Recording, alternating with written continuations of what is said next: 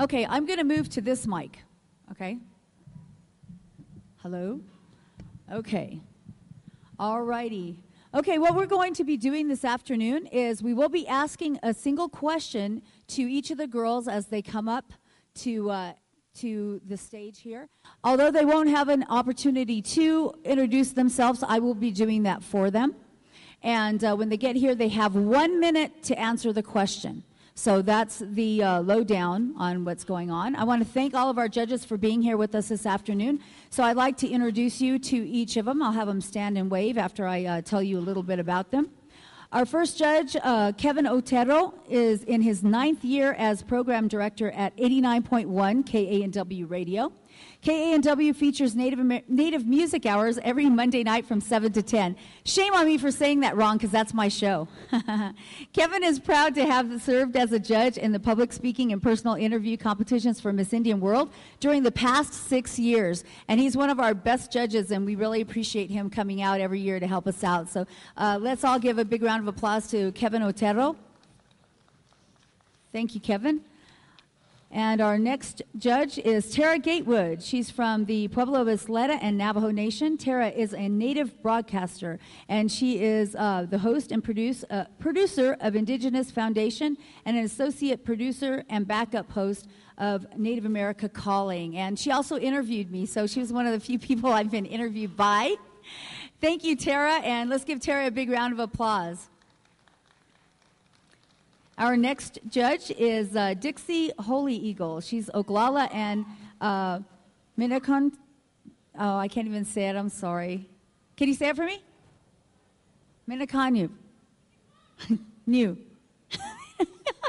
Lakota, I'm sorry, and lives in Rapid City, South Dakota. She's a former president of the Black Hills PowWow, which is a great powwow up there in South Dakota in October, and an owner of Indian marketing company called Lakota Journey. So let's give a big round of applause to Dixie Holy Eagle. Thank you for coming out, helping us out. Violet Duncan is our next judge. She is the former 2006-2007 Miss Indian World. She is a graduate of the Camosun College First Nations Studies program. Since her crowning, she has been involved judging and choreographing several pageants in Canada and the U.S. After many years of performing with the Kewehan Dance Group, Violet and her husband, they co-direct that. Their own performing arts troupe, they're a part of that, and they co-direct that together. Violet is a Plains Cree and Taino from Kehewan, Alberta, Canada, but now is residing in Mesa, Arizona. So let's give a big round of applause to Violet Duncan. And our last judge here, and he's helping us out here, we really appreciate it, George Adello. He's from Pecos, New Mexico. He's a lawyer, actor, musician, and along with Melissa is a founding member, Melissa Sanchez, is a founding member of the New Mexico Music Commission. He works Stage 49 every year. I see him every year, and he loves every bit of it, he says. So thank you so much. Let's give a big round of applause to George Adello. Thank you, judges, for being with us this afternoon. We're going to get started with our competition, and we'll have each of the young ladies come on up here to the mic. Go ahead and send one of them on up, and I'll tell you a little bit about her. We have a timer who is back here, Miss Tia Smith, former Miss Indian World as well, and a committee member of Miss Indian World, and she will be timing exactly. They have 1 minute to answer the question. So I'd like to introduce to you contestant number 2. Our number 1 we didn't have this year. So contestant number 2 is from the Salt River, Pima, Maricopa, and Spirit Lake nations from Grand Forks, North Dakota. I'd like to introduce you to Frances McKay. Okay, Frances, you have 1 minute to answer the question. Imagine that you have just been crowned Miss Indian World. What would you be most looking forward to in the coming year?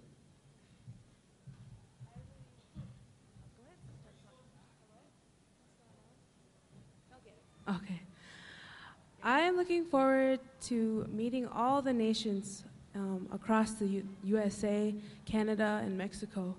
I believe that to be around all those nations. To make you a well-rounded person, you have to be the travels that you want to become. When you travel, it makes you a different person. Every place you go, you learn about different people.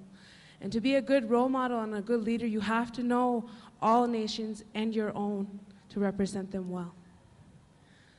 Is that it? Thank you. Thank you, contestant number 1, Frances McKay from Grand Forks, North Dakota. Last night, as her talent, she demonstrated quilt making of her people, and she told a story about it as it was pertaining to her people. Beautiful quilt work that they do, and that was taught to her by her mother as well. Our next contestant is contestant number 3. She is from Ontario, Canada, representing the Mohawk Six Nations territory. And she also last night had a great talent. She demonstrated the raised beadwork style of her people, and she told us about it. And she also did a smoke dance. I'd like to welcome to the stage contestant number 3, Dakota Brandt. Your mic? Okay, and you have 1 minute to answer the question.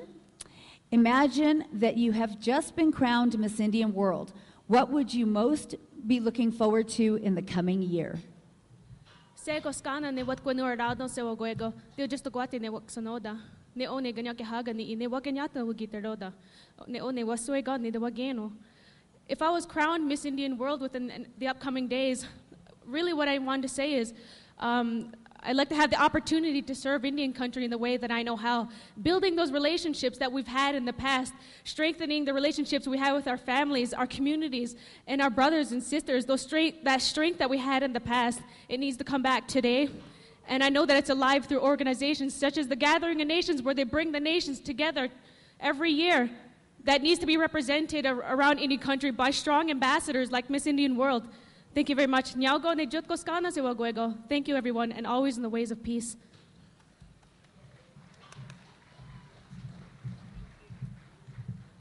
Thank you, Dakota Brandt from Ontario, Canada. And we have many representatives throughout Native country who come to us. Some of them hold titles, some of them do not. Some of them come on their own will. And many of them spend a lot of time trying to prepare for this competition. So we commend them on that as well.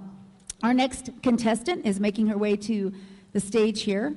And she's from Provo, Utah. And she is of the Navajo tribe. And last night she demonstrated, she told us some stories about horse stories of the Navajo people. I'd like to welcome to the stage, let's give her a round of applause, Miss Shelby Willie.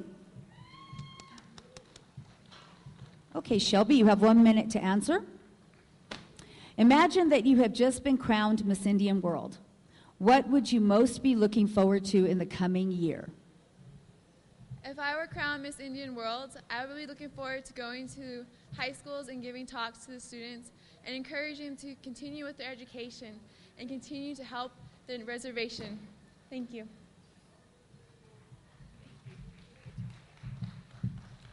Thank you, contestant number 4, Shelby Willie.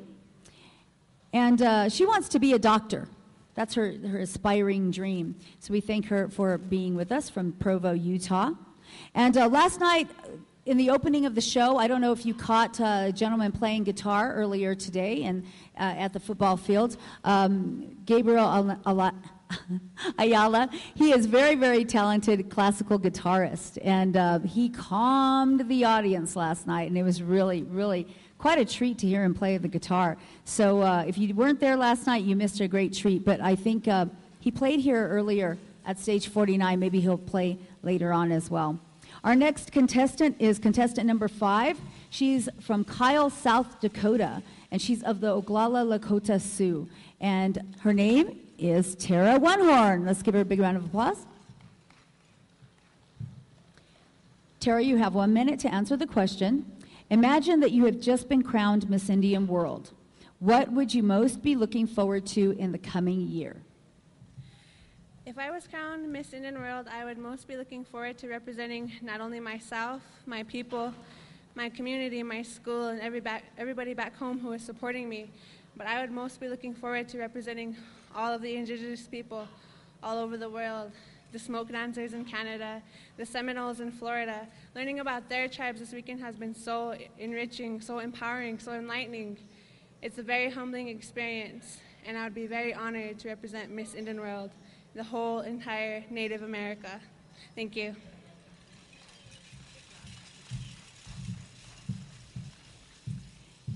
And that was contestant number 5, Tara One Horn from Kyle, South Dakota. And last night, her talent was she told a story about the ghost dance. So many of these young ladies have been researching their material or being passed down from generation to generation from their ancestors, their elders. And then they communicate that to everybody in the audience, and you really feel how lovely it is when their beauty comes through and they're really, really so much a part of their culture. Our next contestant last night at the talent portion of the competition demonstrated a butterfly dance of her Yakima people. She's from White Swan, Washington, and she's representing the Yakima, Warm Springs, and Nez Perce tribes. Let's welcome number 6, Ida Moses High Pier. Ida, your question is to be answered in 1 minute. Imagine that you have been just crowned Miss Indian World.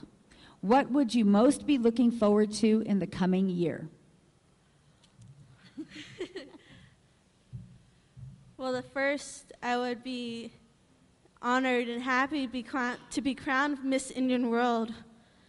The first thing I would do is go back to my people and tell them that I accomplished this far for you and that I'll do best and that I'll show my love and dedication to all my brothers and sisters of Indian country and all over the world, that there's still love in the bottom of darkness, there's still hope, and that my platform will be bringing the families together, one as another, because we are the kids of the Creator, and that we must be together one more time. Thank you.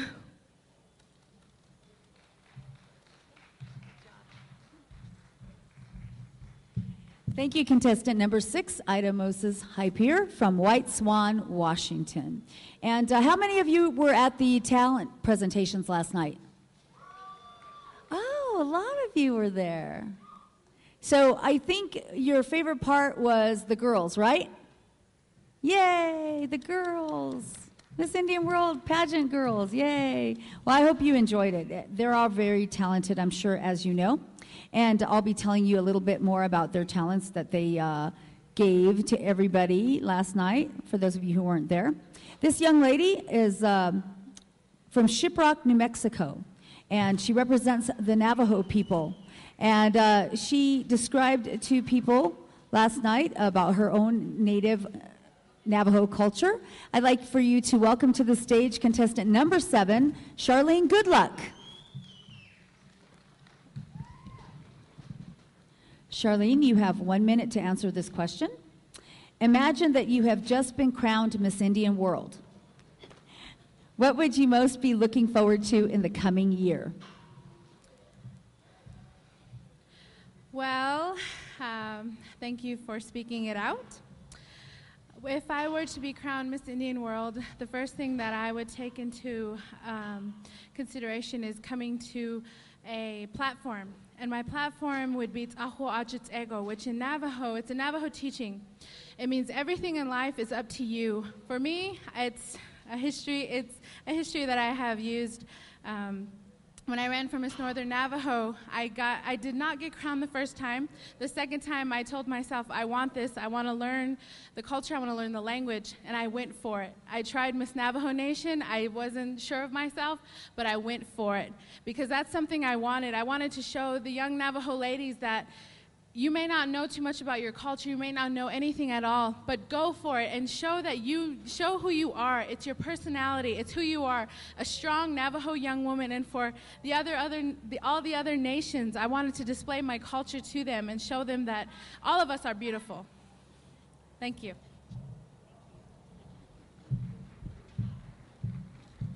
Thank you, Charlene Goodluck from Shiprock, New Mexico, contestant number 7. And she aspires to be a criminal law attorney. I heard that last night. I heard a lot of things about the girls. They were, and all good stuff, nothing but good stuff. They're also happy to share their favorite things. As our next contestant, she said her favorite snack was PB&J Sammy. So, hungry. Our next contestant is from Tempe, Arizona, and she told the Morning Star story of her tribe, and she is of the Akimel, Autumn, Kokopa, Pipash, and Yavapai nations. Or Yavapai nations. I'd like to welcome to the stage our next contestant, contestant number 8, Cheryl Thomas.